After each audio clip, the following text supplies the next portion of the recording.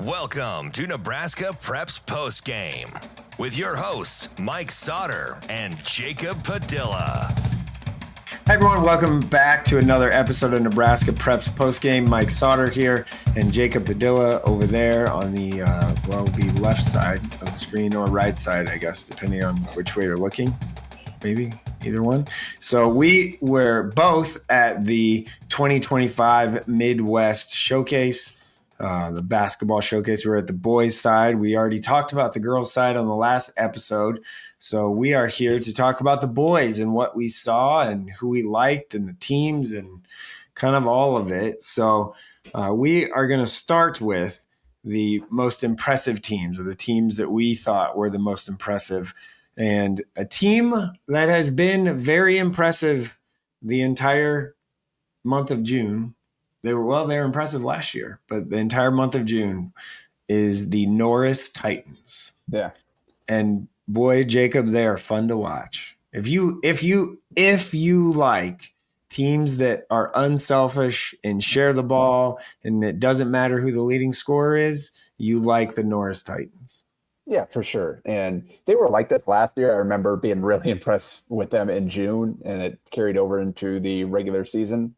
Obviously, last year with Barrett Boesiger, like they were a little more dynamic of a shooting team last year. This year's team kind of plays the same way, but they get it done a little differently. It's not quite as much three-point shooting, although they got a lot of kids that can shoot it. And one of the games I watched, they went 9 for 11 from three as a team. Pretty good. So it's also because they just move the ball. Like there isn't a half court possession where they don't have at least two passes. And they've got multiple point guards out there at all times. So anybody who grabs in Jackson Urbanovsky, their forward, who's kind of he's not that big. He's more of a forward, and even he can grab and go, and he's a good passer. So like anybody that rebounds it, they are pushing that thing, looking for hit aheads, looking for guys running the floor, looking for transition threes. So yeah, it's a pretty interchangeable team. They've got a lot of pieces. They've got some athleticism, and they're doing it without Alec Small, who is their assist leader from last year and one of their better defenders, obviously a baseball player. So he hasn't played with them at any of the games that I've watched this month either. So that's a piece that you plug back into it and gives them just another piece. And they're already 9 deep of all kids that can help them. Yeah, it'll be very interesting because you lose Barrett and like, could they be better? I mean, maybe, which would be kind of wild if you think about it. So I saw them 7 times. I guess I dropped a post on X about it, about them being so good. And it's like the 7th time I seen them, and they're just so fun to watch. So yeah, I mean, at Creighton Team Camp, we saw them. They beat Lincoln Northstar, who's very good, and that's I think a pretty good transition. We're going to talk about Lincoln's Northstar next and how good they are. But Norris definitely is very much so in the conversation. And I would go ahead. Well, and the guys you need to mention are Chris Garner Jr., leading scorer. He's Evan. The thing that he does so well with this team, he plays so well off his teammates. Like, like Junior, what does he do great? There's not any like one elite skill. He's a really good offensive rebounder, but he just finds a way to be effective, finds a way to finish around the basket, to score in the post. He's got a really good mid-range game that he's developed. But what he does is he just slips to the basket, finds the cracks in the defense, and he's got such good passers around him that they just kind of make him the focal point of the offense. And then Evan Greenfield, like you mentioned, going to be a junior there, can stuffs a stat sheet, unselfish player, plays hard, kind of sets the tone. And they've got good guards around him. Like Cooper Rice coming off the bench is a senior now that's been in the program a long time, that can shoot and pass. You've got McCoy Folkerts, who would have started for most Class B teams last year, came off the bench, will be a starter for them this year. So they just have a lot of guys. Like Shane Holen will step into their starting lineup this year and bring an athleticism, defensive mindset to them as well. That, again, just a lot of pieces that fit well together. But Chris and Evan are kind of the guys that really drive that team. It feels like those guys have been there forever, and they haven't actually. So, yeah. I mean, Grayson Addison missed 2 shots the entire weekend. That's a junior coming off their bench.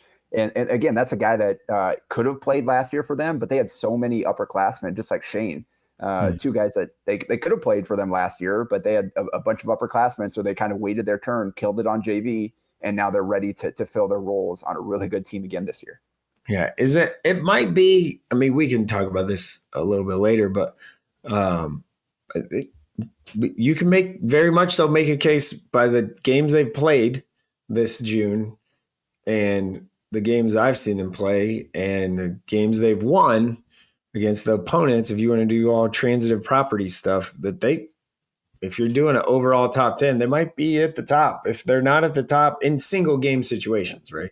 Yeah. So it's worth noting, like the schedules aren't all equal down there. Like Norris only faced one opponent that really stressed them. It was their last one, and they ended up pulling that one out. The other two teams, they pretty much just outclass, and that's makes it a little difficult to judge some of these teams, because Papillion the Vista, great weekend, went out there, blew out everybody. Wasn't their fault. They had no business playing in that whatever their schedule. Yes. They're way better than their schedule. Yeah, so we're not going to talk about Papio, but they played really well down there. It's just a matter of it's hard to take too much away from who the teams they played. The best challenge they had was Adams Central, the only Nebraska team that played the only all Nebraska game down there. I don't know how that happened, but that's a C1 team, and that gave them their toughest challenge. So Papillion the Vista took care of business. Elkhorn North was kind of the same way. They played really well. It was good to see Nike Orgable back on the court for them. He's been hurt since the end of the season. He had 19 points in the last game that I watched for them. They had a really good weekend as well, but they faced some of the same teams that Papio did. The last game they played against Washburn Rural, that was the one that I watched. That was a good team. It was a good win for them. So when Nike went off, but Sutton Piatkowski, Kellen Murphy, they got a lot of firepower. Carter Peterson is a guy that you mentioned you like. He had 10 rebounds in that game, 3 assists, couple of steals. He's an athlete. I saw him a couple weeks ago at Monday Night League, and I was like, where did this guy come from? Junior, he'll have a chance to help him this year. So those are just a few of the teams. I think both those teams went 4-0, but then didn't face tough competition. Norris went 4-0, and then Lincoln Northstar 4-0 also. And they played similar schedule. Before we get to Northstar, I want to say this about Papillion La Vista. Don't be shocked if Papillion La Vista is a semifinalist, something like that team when 2026 rolls around and the state tournament comes, because I think they're probably a top 5 team in the state in Class A. Got a lot of pieces. They knocked off some teams last year. Obviously, their postseason run there was really impressive. What they accomplished there, and they got that gave them some confidence. Everybody's a year older now. Maybe they can find a little bit more consistency with that being the case. But they've got post play, they've got guards, they've got a well-rounded team. Yeah, all right. You mentioned Northstar. We want to talk about Northstar, and they had a nice June. I saw them. I don't know. It's set 6 times, I think. So maybe 7 in June. Norris and Northstar play each other again at Norris Tuesday morning as we record this on Monday. Oh, really? May have to sneak down for that. We'll see. Might be Wahoo's also there, so yeah. Oh, yeah, that's a thing. That's right. Got a rematch, but Northstar playing well. Yeah, Northstar played really well. And I guess I posted something about Jordan Castor and his growth and I told him this like in person on Saturday night at whatever time that was, I think 10 or whatever, 9:30. I don't know. It's a long day. But I told him, I went up to him, I told him, I go, hey, like the maturity you've shown in June from the less than 10, more than 5 games I've seen of you has been tremendous. Even from the state tournament, like the end of the season to now, he's grown a lot, like as a player, and even just body language stuff has really improved. He made 2 passes on Saturday night, and I forget who they're playing, but I watched both their games. I am telling you, like, the one was a baseline out of bounds play, and he made it with his left hand straight to the wing, like through 2 hands. And I was like, and the like coaches I was sitting next to, college coaches, were like, "Did you see that?" Like everybody was just super impressed with just the baseline out of bounds pass. So it was great. He's playing more under control. That's the key. Yeah, 100% and the key with him. he's been great, man. Like he's been great.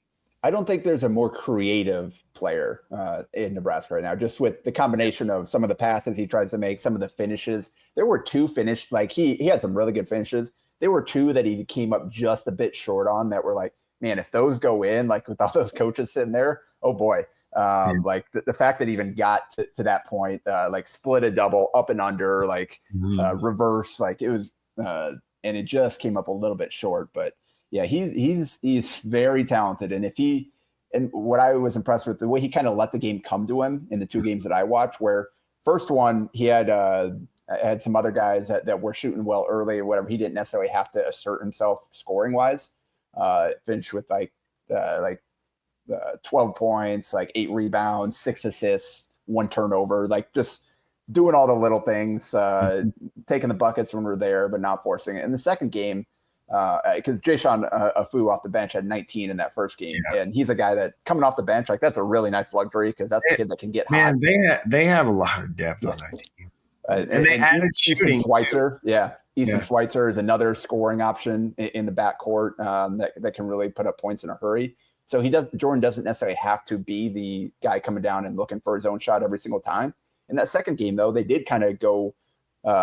Things got a little stagnant in the third quarter, so he took over himself and started for himself. He had 16 points in that game. Again, was more aggressive looking for his own shot, but defensively too, flying around, steals, blocks, turning defense into offense. That's kind of what that team does. They've got a lot of length. They've got some shooters where you get stops, you can run out and run and get transition layups and threes and all that kind of stuff. Goy Gatwich is another guy that can make an impact for them. Will Schaefer kind of doing all the little things, tying that team together. Same with Jaquise Fowler, who I've been impressed with the way he's kind of morphed into that role as well, where he is rebounding and passing and setting guys up, not necessarily not relying as much on shooting and finding other ways to impact the game. So that team's, I like the way it's coming together, and they'll have a chance to make a whole lot of noise this year. And it's still a pretty young team. They've got a freshman that's playing a little bit for them. Mackay, he's come down and knocked down some shots. So they've got a lot of pieces and not a lot of seniors on that team there. Obviously Schweitzer coming over, Schaefer, but that core of that team is juniors. So they got 2 more years here to continue making some noise. They can be, I mean, right now, if you had to pick a way too early number one, it's probably Lincoln Northstar in Class A. They're certainly in the mix just based on, obviously, we're a long way off. We'll see what they look like in fall league and leading into the season. But I said way too early. Like the combination of pieces on paper and performance right now, they're probably the team that has married that more consistently than a lot of the other teams. There are some teams that are in the mix that I think are still looking for themselves right now. And we saw a couple of those. West Side, Miller North, like those are a couple that like are definitely going to be in the conversation too. So, a little smaller class there. Got AB, Ogallala. First time we got to see them play this month. Sawyer Smith. You said Jordan Castro is the most creative. Yes. I don't know, man. Sawyer is very much in that conversation as well, and I'm happy for him. I think people that follow know he wasn't able to play at state in their shoot around before their first round game, injured his ankle. It was serious. He just got cleared like 2 weeks ago. I think maybe 2 weeks ago today or whatever. I think it might have been 2 weeks ago as we record this on Monday. So he wasn't certainly not at full strength. He hasn't been working out, training. He's been rehabbing and just got cleared. So I was glad he was able to play because Jordan Castor, worth mentioning, he picked up an offer from UNK, who that staff was down there, full staff down there all weekend, scouting Nebraska kids and others. Sawyer also picked up an offer from UNK because of the display that he put on. Was that when was that, Friday night or Saturday night? When were you watching that game? Friday. I think it was Friday night because it was hot. Friday evening before the games got shut down and postponed and all that. Yeah, I was sitting there with Rob Fuller, UNK assistant, Yeah. and he made one play, like one of those like 1 foot fadeaway jumpers. Yep. And I was like, Rob, this is fun. And he goes, I'm all in. And I'm like, you should be all in. Like, First game I watched, he didn't have to take a lot of shots. Like he was getting in the paint, whipping passes around, setting his teammates up. They shot the ball really well as a team. Like that, he's obviously, put up the crazy numbers he put up last season. And he's got some pieces around him too. Tanner DeCastro is a junior, 6'6". Kind of forward that he really caught my eyes. Not all the way there yet. Like he's still got some ways to go from a consistency standpoint, but he had 21 points in the first game I watched on 9 and 10 shooting, hit a 3, had back-to-back dunks, finished through contact, had a couple of post moves as well.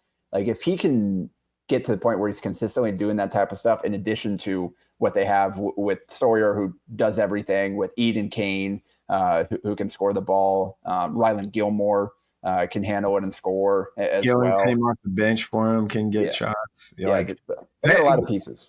Ogallala has a new coach, but it isn't going to look any different, really. They're going to play fast, and they're Carter Brown, who came up playing the system, like they're gonna play the same way, and they were playing that way this weekend, and very much obviously Ashland Greenwood brings almost everything back as well, and they won it, but Ogallala is going to be right there again. They're going to be all they brought back, and fingers crossed we're going to see a fully healthy Sawyer Smith at state. Very much so in the conversation in C1 Ogallala. And Sawyer Smith, so like before it was like, okay, he's like got some Jokic to his game. And I'm like, it's probably a little more Luka than Jokic. Yeah. Like it just kind of is a little bit like he's not overly dynamic or fast. Yeah, like below the rim guy, right? Yeah. But like he is so fun to watch because it's like, wait, how do you do that? Like he made that shot? What? Like there was one time, I'm telling you, watching the game, there's one time he made a move and it was like maybe his third like 1 foot, fall away jumper that went in. And I like did one of the get up out of your chair and was like, come on, man. Like, what are we doing? Like I stood up and was like, come on. Like, no, this isn't. No. So yeah, he was very impressive, obviously, got that offer. So Elkhorn North, I guess we talked about it a little bit. We can touch on them. They were in another impressive team in Kansas City, but they have a lot of pieces and got some nice balance of old and young too. Yeah. So I think Class B is going to be fun with the teams like Elkhorn North bringing as much back as they did. Norris. Scott's going to be good. With George Sebo, Augustana offer. Congrats to him to kind of get that thing rolling a little bit there. And Elkhorn North is very much going to be in that mix. Bluff will be in that conversation 100%, bringing back most of their stuff too. So, man, the top of Class B is going to be fun this year. Pretty competitive in that competition. Pretty competitive. So. And seeing how many of these teams, like where the growth is, do they make leaps because they bring so much back of their entire cores, and now these guys are juniors and seniors. What do they look like this year? And who can really kind of rise to the occasion and see if anybody can knock off Scott. We've got some certainly some exciting options there. Yeah. All right, let's go with players. So the 2026 guys, the seniors that I guess impressed in. We already mentioned a few, obviously with Sawyer and Easton Schweitzer, Chris Garner Jr., but probably the single most impressive day, like back-to-back performances that I saw from anybody this weekend, Micaiah Sanders from Lincoln Southwest. Day one there came up. They played the first game of the day and then played the third game of the day. I was down there for that. And Micaiah had 27 in the first game, had 18 in the second game, missed 4 total shots in those 2 games, knocked down a 3 in each of the games. Is listed at 5'10", that may be counting his hair. But man, he is dynamic. And so the thing about him and his brother, Uzziah, both like they're pretty vertical. Like they got some bounce. Like they can get up. Like it helps them, lack of size, just God-given size. They don't have like the height and length and stuff, but their ability to be vertical and leaping ability really helps them. Like, one, around the rim, two, rebound, because they need somebody to rebound on that team. So fearless is the word that I've used. Oh yeah, fearless. They've been small their whole lives, so they figured out how to play, and they're not backing down from anybody. So yeah, between Micaiah and Uzziah, those guys kind of trade off back and forth. Micaiah had a great day on Friday. Uzziah was their leading scorer last season, really emerged as the go-to guy, like 20 a game almost, around there. So that's I think the most dynamic backcourt, senior backcourt especially. I think in the state, and that'll give them a chance to compete if they can get role players like Hudson Mester to knock down shots. Kobe Kerr coming from Northstar, if he can give them something from a rebounding standpoint and finish around the basket. Yes, that was probably the most impressive. Southwest has a chance. Jerion Williams for Omaha North. He had 17 and 15 in the 2 games I watched, shot a combined like 65% from the field in those 2 games. We know this about Jerion. He can get hot in a hurry. Yeah. And real hurry.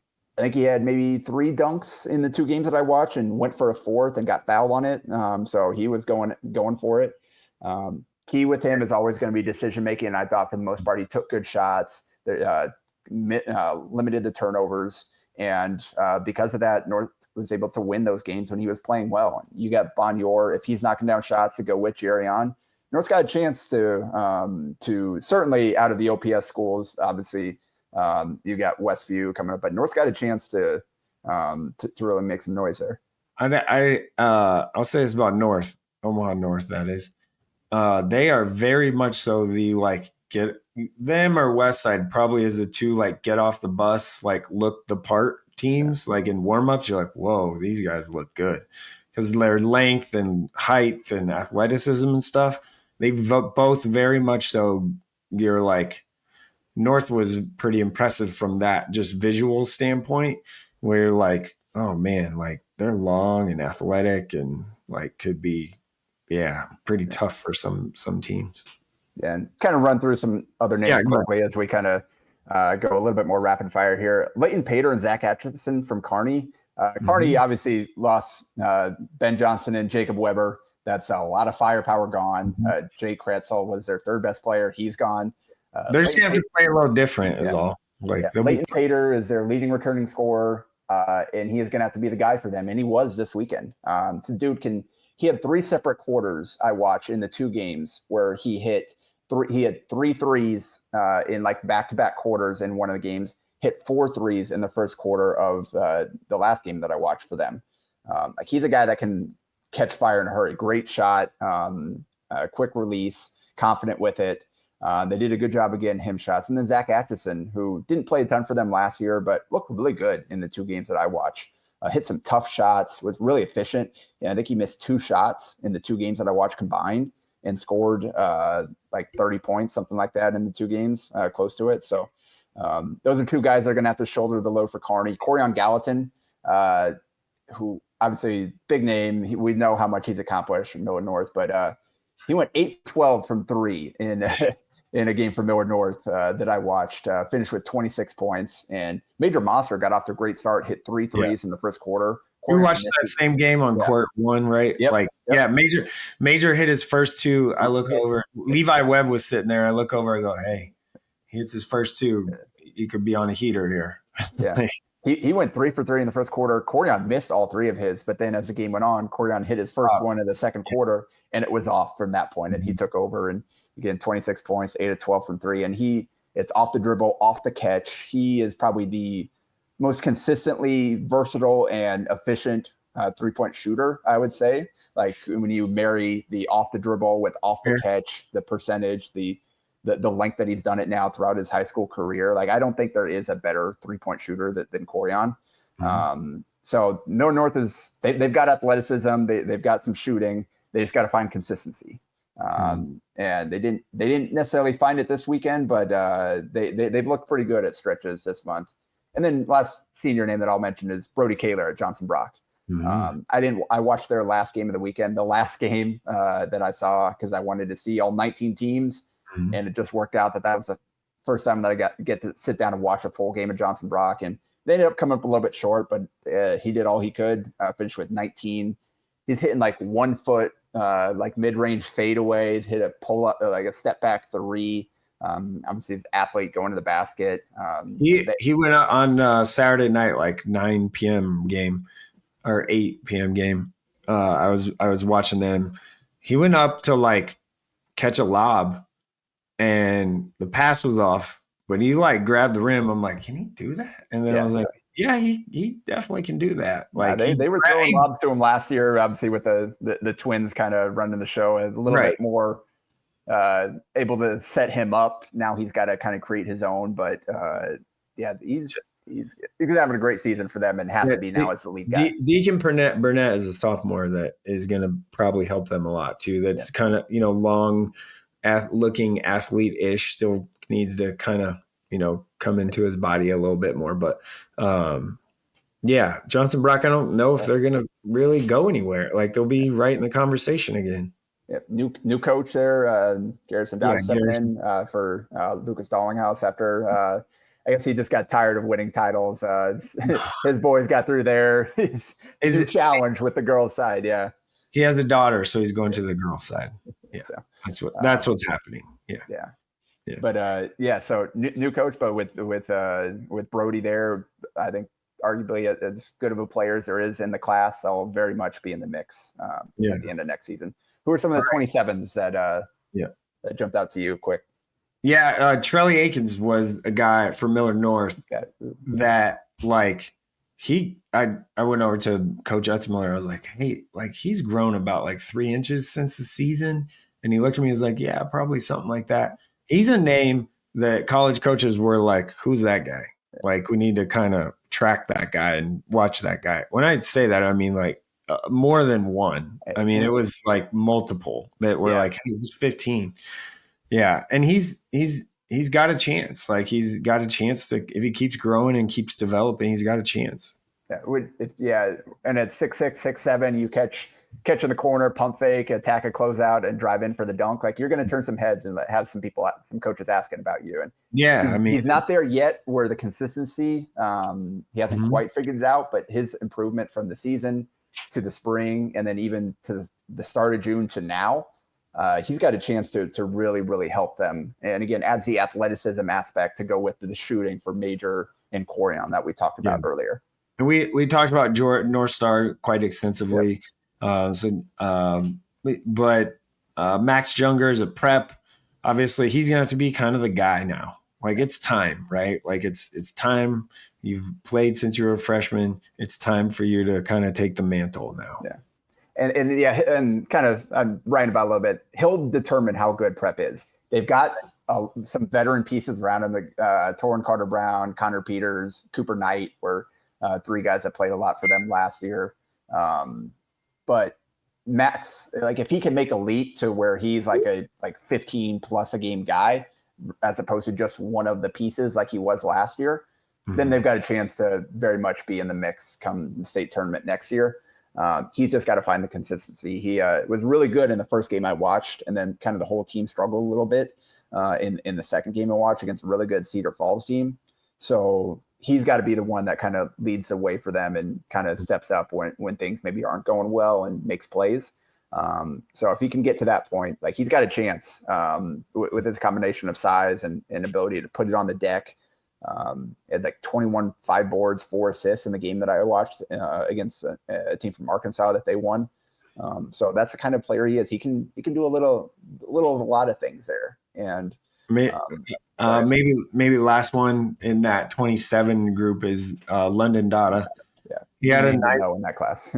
Yeah, I mean he's the guy to know in that class. Like him and probably Jordan Castor are the 27s to know in Nebraska.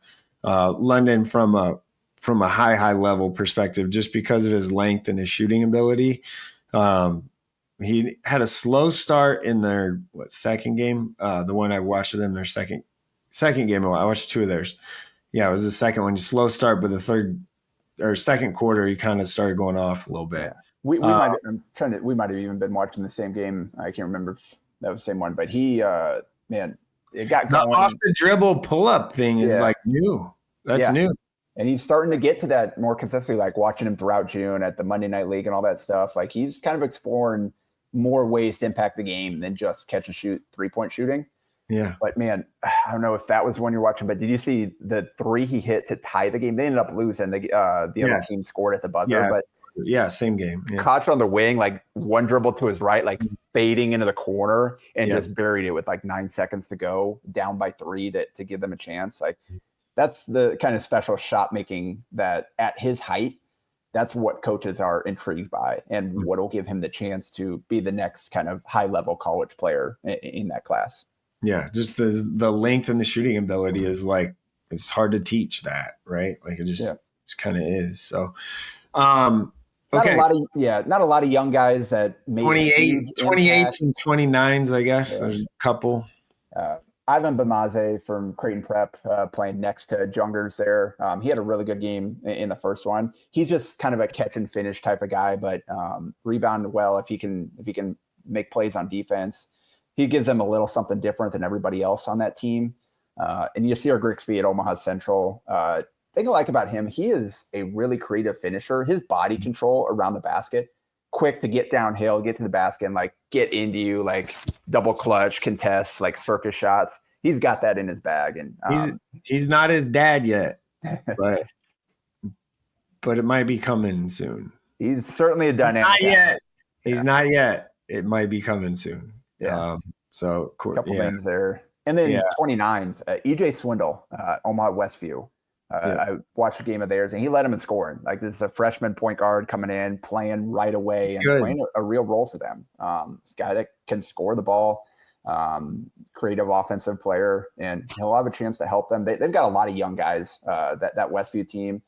Sincere Walker Brown's a freshman listed at 6'7", is playing varsity for them right away and getting some experience this month.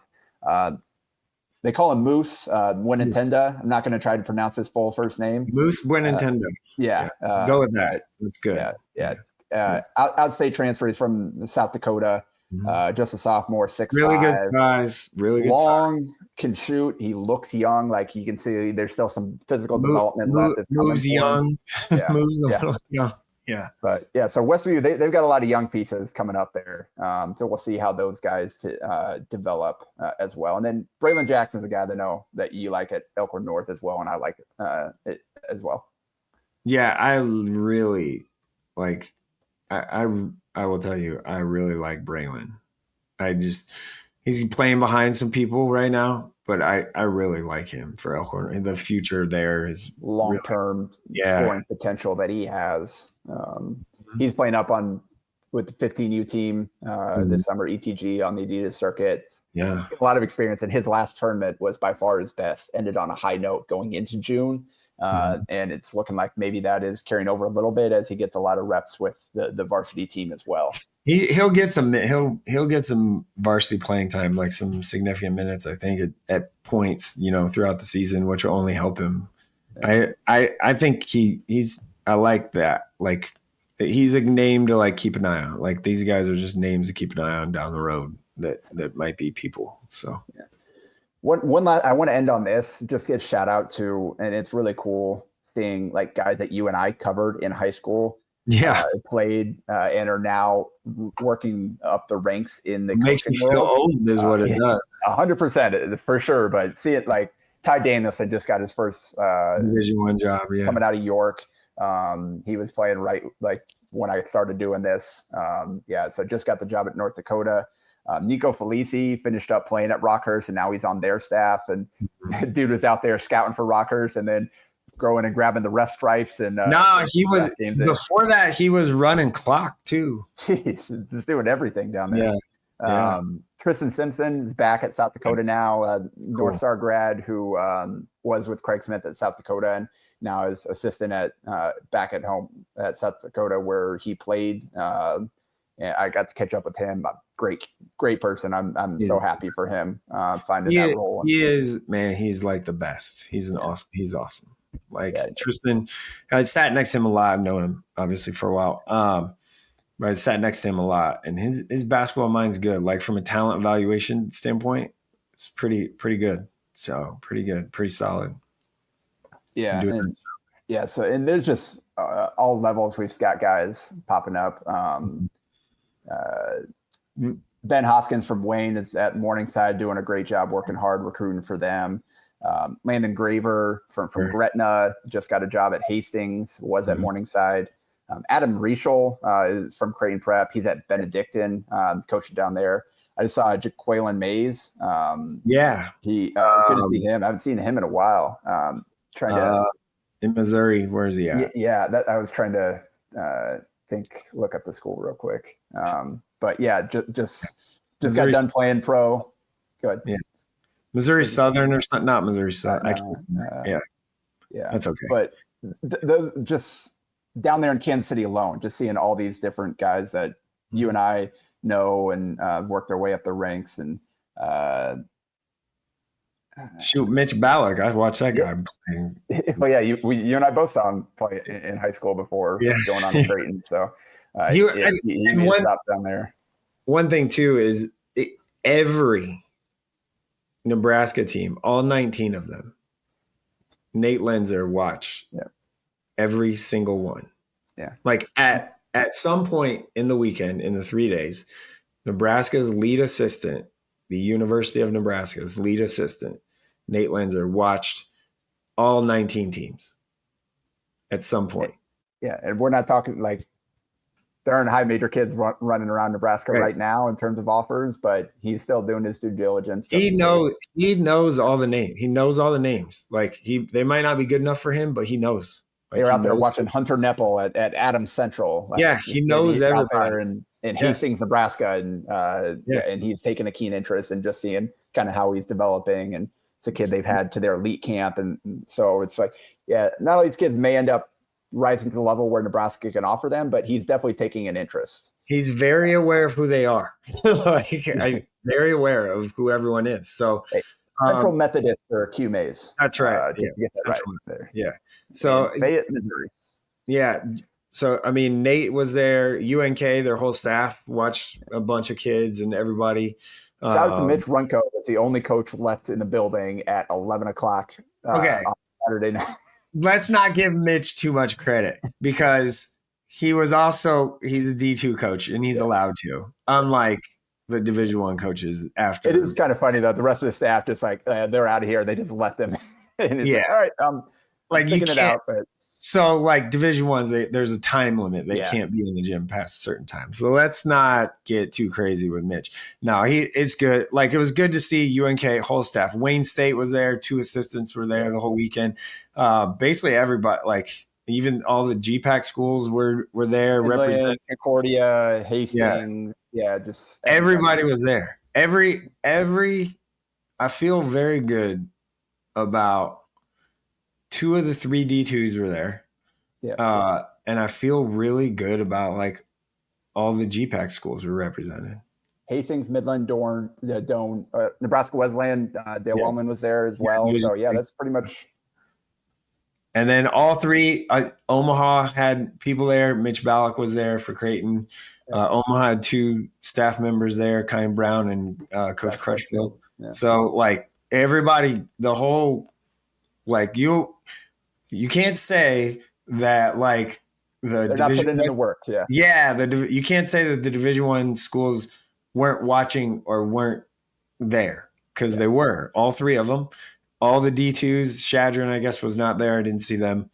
And basically all the GPAC schools or NAI schools or Division III and Wesleyan, like all those schools, they were all there. They were all there. Everybody was basically there. So it's good on them. Yeah. All right. Like that'll do it. You went way too long. Yeah, it's okay. That's what you and I tend to do, though. Yeah, Austin will get over it. So it's okay. All right. That'll do it for, I guess, June basketball. We didn't get to, your way too early top 10 that we wanted to do, that I thought about doing, but that's okay. I know we don't like doing that kind of stuff because I've still got it doesn't do anybody any good. Yeah. Still got another week or 2 before to get through June here before I start to finalize that because basically what I've seen is it's got a chance to be wide open again. In A for sure. Yeah. So. Yeah. In A for sure. B competitive. We already talked about this. All right. That'll do it for Nebraska Preps postgame.